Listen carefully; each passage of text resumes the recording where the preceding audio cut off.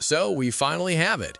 If you thought the Galaxy S26 Ultra was just going to be a copy-paste of last year, think again.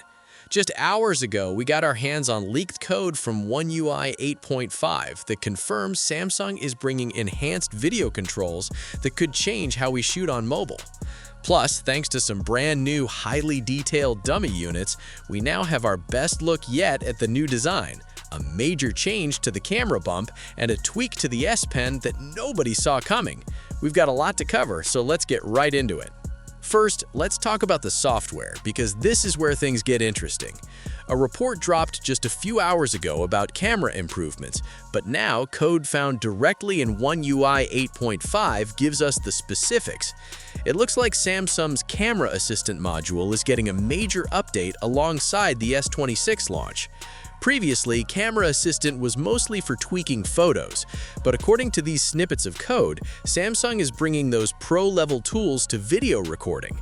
First up, you will apparently be able to choose the level of softness for your videos.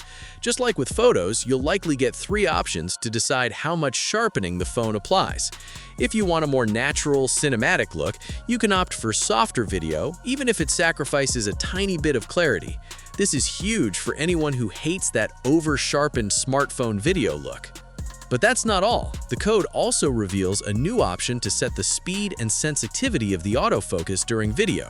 This lets you determine how quickly the camera snaps focus to a new subject entering the frame. You can slow it down for a smooth effect or speed it up for action. Now, a heads up, while these features are launching with the S26 series, there is a chance they might be exclusive to the S26 Ultra. Even the S25 Ultra might not get them, which would be a shame, but it looks like Samsung really wants to differentiate the new flagship. And these software changes aren't happening in a vacuum. They seem to be tied directly to hardware upgrades. We've criticized Samsung for years for using the same camera setup, but they seem to be taking that to heart. The S26 Ultra is expected to bring back the rear camera island design. Why? Because the phone is getting a wider aperture. A wider aperture lets in more light, which means more detailed photography in low light conditions. When you combine that new glass with these new software controls, we might finally be moving toward a real upgrade rather than just a refresh. However, reports are still conflicting on the exact camera details, so we're watching that space closely.